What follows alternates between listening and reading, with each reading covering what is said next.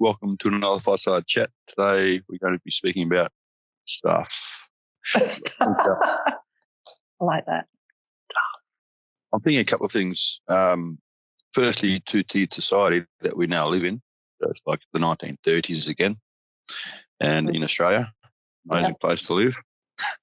Actually, the introduction. I was thinking of whether the intro, certain aspects of the book. So I thought we can possibly go through each chapter and just to give an overview or potentially relate it to what's going on now and what it can offer to some degree, So, Okay.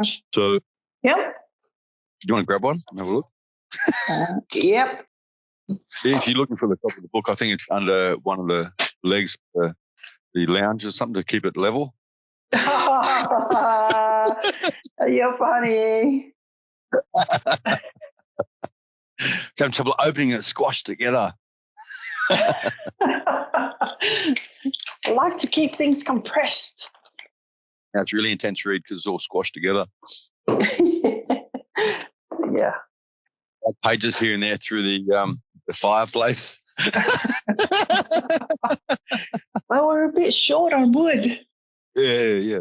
I did a ceremony and I needed some sacred paper to throw in it. I don't know if I lent it to someone or not. I thought I got it back. There's so many that need it, you know what I mean? Yeah, I hear, yeah, for sure.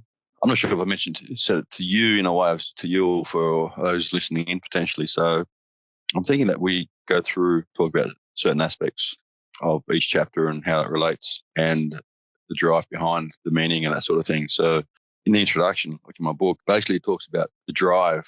So all the challenges and the difficulties that I went through and experienced made me hungry. I was starving for information and insight because I had enough of suffering and I really wanted to alleviate and see through the suffering. And we obviously everything we do is about this anyway. So I feel when you get challenged and life becomes hard, instead of just curling up in a ball, which we all would like to do at times, it's drove me. It was the fuel. Like I used to be a little bit submissive at times, and it's interesting. I'd be submissive. It became so overbearing that I had to go and just raw. So I'd be back away. And so I didn't like conflict. But what I realized as I started embracing myself more and becoming true to myself, that you don't just keep backing away. If a fight's ridiculous and it doesn't make sense, you walk away. But you stand strong generally in yourself. That sounds like a scary place sometimes because there might be more conflict. But when you're strong in yourself and you're more centered and not so emotionally driven, you can rationalize and reason with others. So you can say what you feel is fair, but it's not an overpowering type of scenario with others. So it's more of just what's fair and reasonable in the situation. When it's based from heart and it's reasonable, then even if someone else is irate, it tends to, and they're triggered, they obviously won't pay attention. But for anyone that is still sort of sitting in themselves and is able to reason, what's fair for one is fair for all, which means the same rule applies to you as it does to me. And when people are obviously reacting, then they want special treatment, or if they feel like they're in victim space, then they want the biggest piece of the pie or whatever's going on, and it's not like that. It shouldn't really be like that, because if you're constantly feeding someone a bigger piece of the pie, in a way, which means taking the benefits of any given situation, you're conditioning them to that's what they deserve, or that's what they should get. So then they expect it all the time. So it's about finding the balance, the centered and balanced way through for any given situation. So that's the first paragraph. Well, I was just looking at, I think the fact that you're letting people know that you are not alone is a huge thing. There's so many people that go through suffering because they feel ashamed or they feel excluded or they feel mired of emotions. Is to show that they are not alone. And I think it's a key point. That's really one of the biggest things that you mentioned is with everything that's going on, the segregation and everything, everyone feels alone, and connection's everything. And like this isn't necessarily, it's reflected in connecting with others. So connection is paramount. But as you get more and more centered and in touch with your heart, the connection you can gain or feel on your own enhances. I can feel far, and I think a lot of us can. We can feel far more connected in nature, or just where it's just nice and relaxed, or at the beach, or somewhere in the forest, or then you feel a lot more connected in that space than with people in general. So it's not all about connecting with others; it's about connection within yourself. And I feel people don't realize that they get a sense, but they don't really realize that they can connect within themselves as deep as what they can. Because I think without awareness, you just feel a sense of maybe sorrow or pain or guilt, or feel a sense of lacking.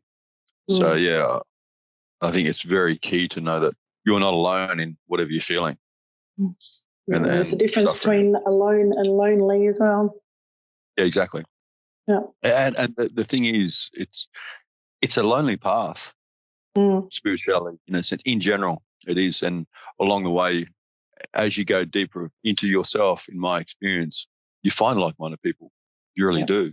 But where it becomes lonely initially, when you, as we both know, when you start the journey, it becomes lonely because certain friends have fallen away. And I feel myself lucky in this area because my school friends, they're great mates, great friends now to this day. And even though it's interesting, like even though I wouldn't say we're that different anyway, I'm more out there and expressive when it comes to spirituality, but my friends have such amazing hearts that I went to school with.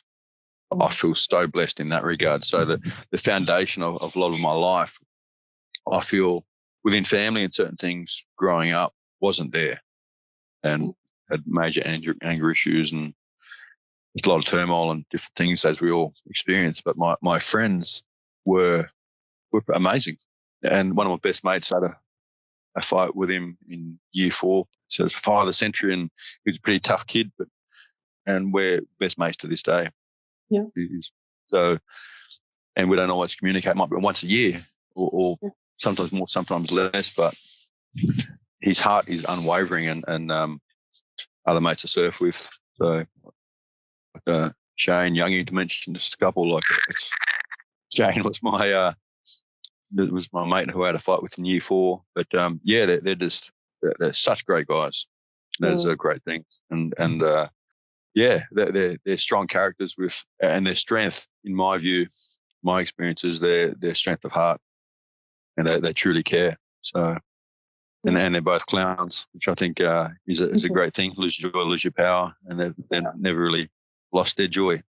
So maybe momentarily at times, like we all do, but that's still the foundation of when we get together and have a laugh. So so I'm lucky in that regard, but not everyone has that. Yeah, actually it's interesting. I've got another very, very good mate of mine that he's a lawyer and great guy, super intelligent. I'd like him sort of. He reminds me of Good Will Hunting in a way. He's just the attention to detail is amazing. This guy is a freak. We all are in our own ways. I'm sure he knows I'm out there too.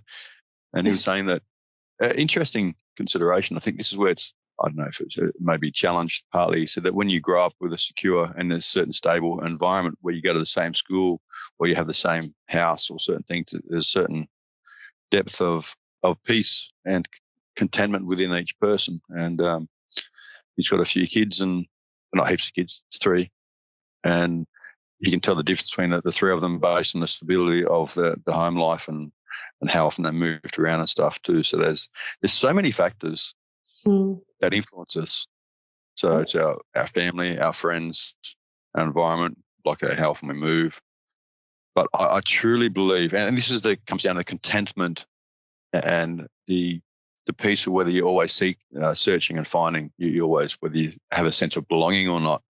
So you have varying levels of all these things anyway, but irrespective of the tendencies, I truly believe, and this is why I wrote the book, and you can transcend or work through or see through and find peace within your heart, within your soul, no matter what the background, is what I truly, truly believe.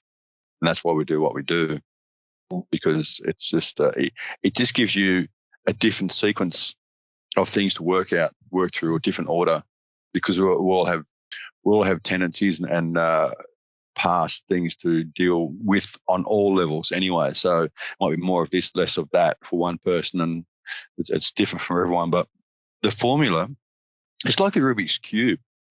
The formula, and I've looked at that a little bit, I've yet to try it, where there's a certain pattern, certain sequence. And if you do the sequence or do the work, it doesn't matter in my experience what the equation is, or whether it's 20% from family life and 30% from something else, and then 10% from stability. Whatever that balance is, I feel that the formula is the same. So it's not as if you need to have a specific formula for you. It's a matter of just doing the work, and nurturing is nurturing, and inquiry is inquiry. What comes up potentially, there may be varying degrees of lack of self-worth, but it still comes down to aloneness or possibly despair, or a lot of it is guilt and feeling that you should be doing something else other than what you're doing. Like often it comes up that I shouldn't be nurturing myself. I need to earn this or do this or find this or something like that. Yeah. And that potential guilt that you should be doing something else. The biggest thing for people to know is that is the key. You're on the right track, and you should not feel guilty. Well, it's normal to, but you've got to work through that. You have to keep going. So it's like that voice in your head that's doubting, saying you're not worthy. That voice is the one that's stopping you from discovering your heart anyway, and that's the one that will also tell you. It misleads you constantly. Yeah. It tells you what to do, how to think, what to do. Tells you to take you up the garden path, so to speak. Takes you in the wrong direction. It leads you into despair.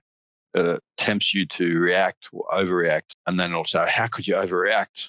So that very same voice that leads you up a destructive path will then say, I can't believe you did this. Like, this is the inner voice I'm talking about. So I can't believe you did this. Well, how could you? Imagine what they're thinking. It's so cunning, that voice. Yeah. And you have to challenge it all the time, especially if it's telling you something that doesn't make you feel good within yourself. It's amazing how often this voice will lead you into despair. It'll tell you what to do to fall into despair. It'll tell you, literally guide you, and then judge you for following it. It's incredible, really. Yeah.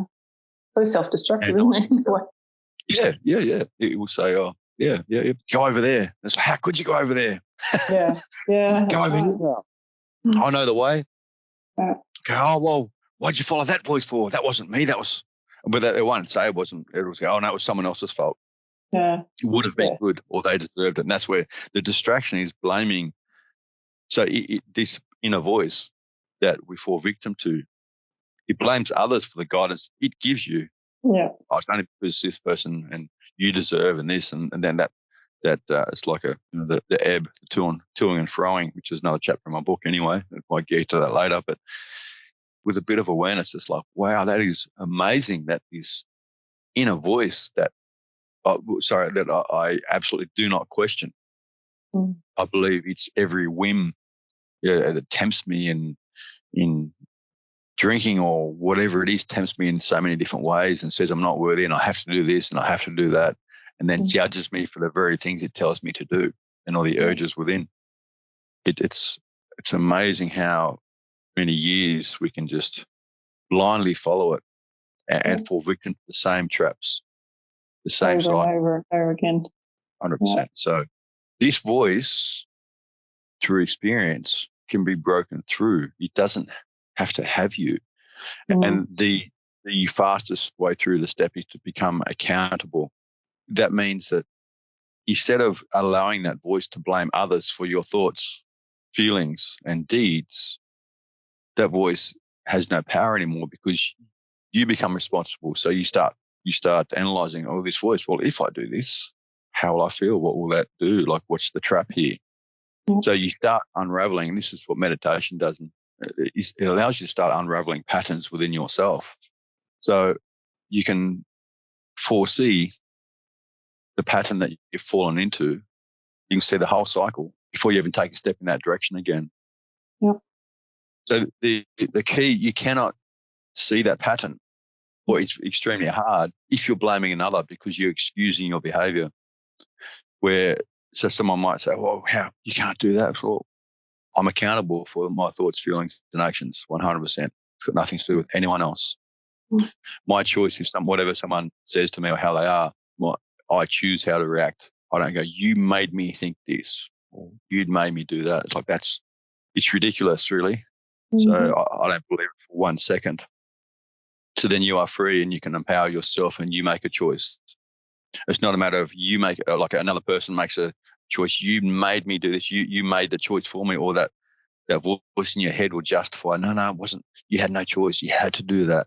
And it's amazing how often that inner voice says that to people. Yeah. And I do hear people saying, "Oh, they made me feel this. They made me think this, or whatever it is." And it's laughable in a way. If it wasn't so sad and depressing, it'd be laughable.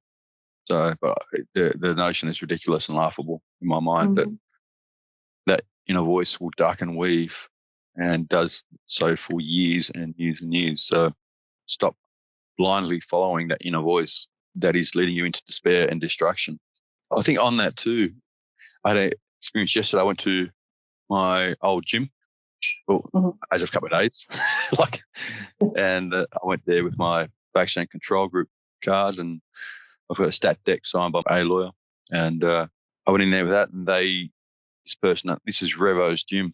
And they said, no, we can't let you in without a passport. I said, but I have these. And they said, oh, it has to be government approved. And they said, we have to follow the law. I said, well, it's not law, it's a mandate.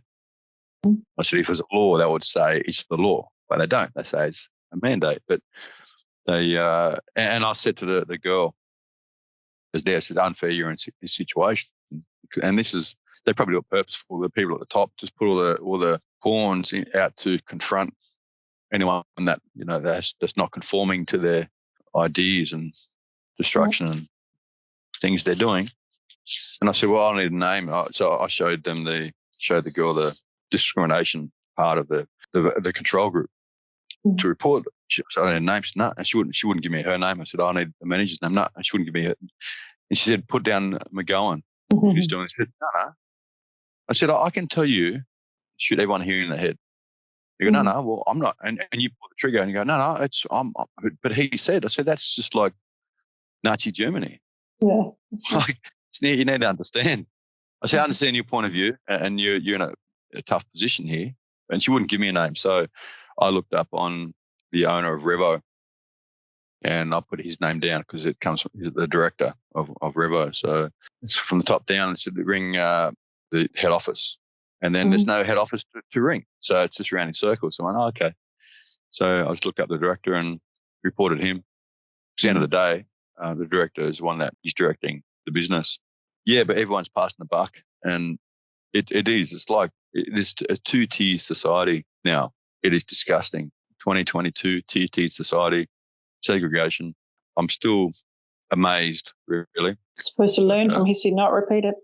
It's interesting, though, speaking of the cycles within the mind, and actually it's a pretty good analogy, really, a comparison that inner voice is like the government in a way. And like just the control and the blame. So the government make directives to deflect and distract because it comes down to control and them maintaining power. Because let's face it, their goal is to maintain power. It's not about uplifting people because there's people taking their lives. There's more turmoil, like emotionally, mentally, and really to control someone, you've got to get into their mind. If they have a sense of freedom, then you can't control them.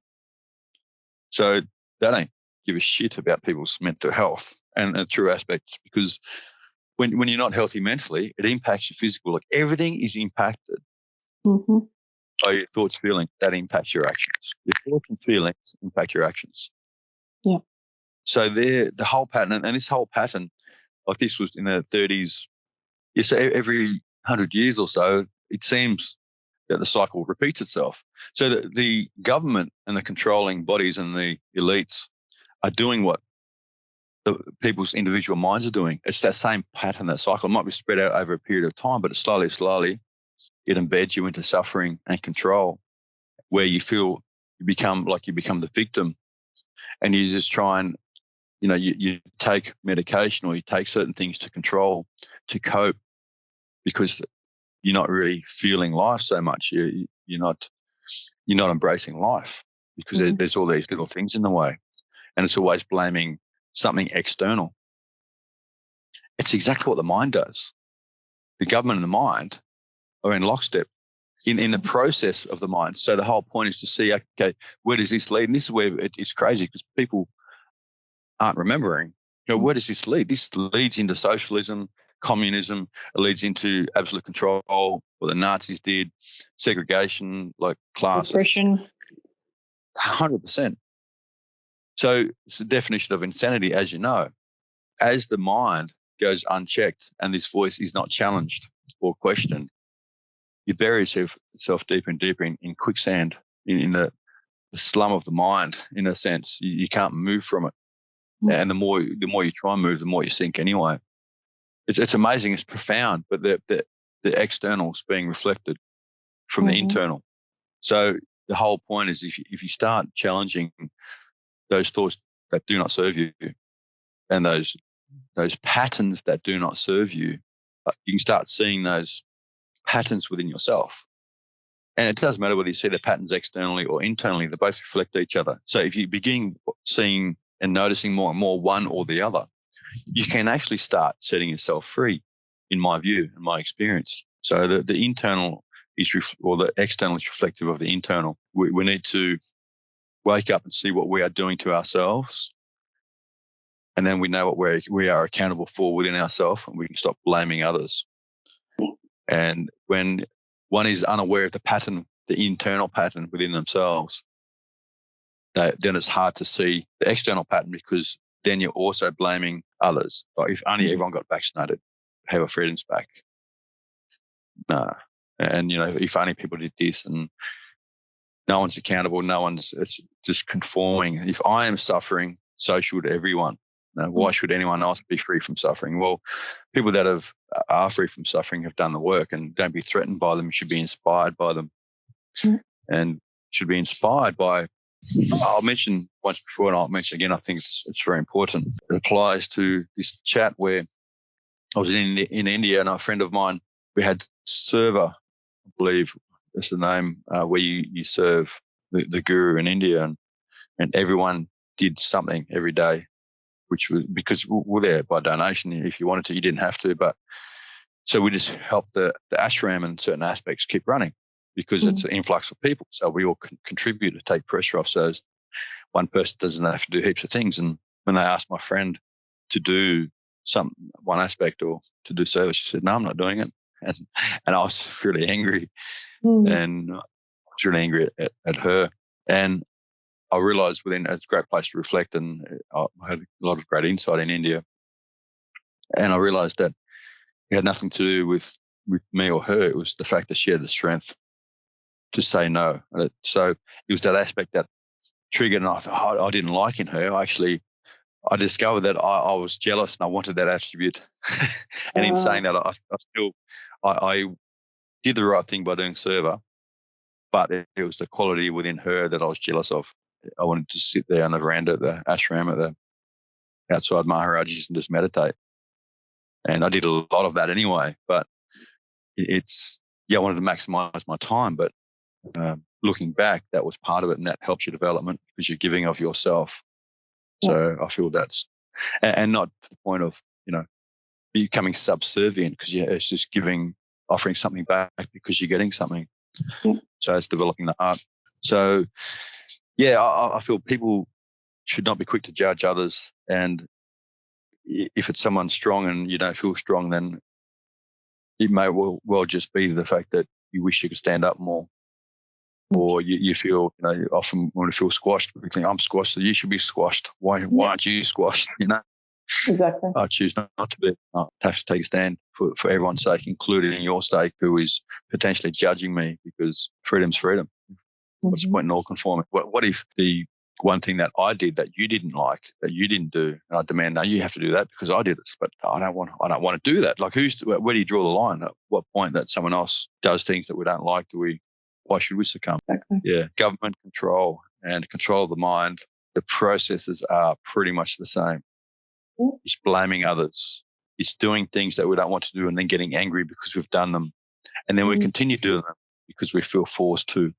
It's amazingly mirrored internal and external. So you can use today to start really questioning your thoughts and waking up. It's a great time to wake up. And if you don't now, then, obviously people are not everyone, the wave's been crashing up against the shore for years and years and years. So, there's younger people of all ages, so that some people have only just felt the waves in the last couple of years sort of brushing up against the shore and realizing that they're not careful, they could drown in their emotions.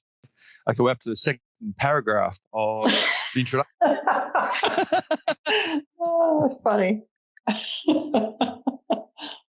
Didn't get far.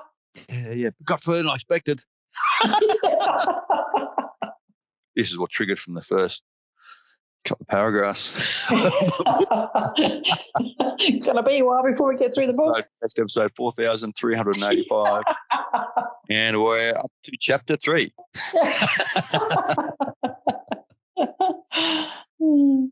There's so many aspects of my book, where you can go off on a tangent because it all heads in the same direction. It's all the same.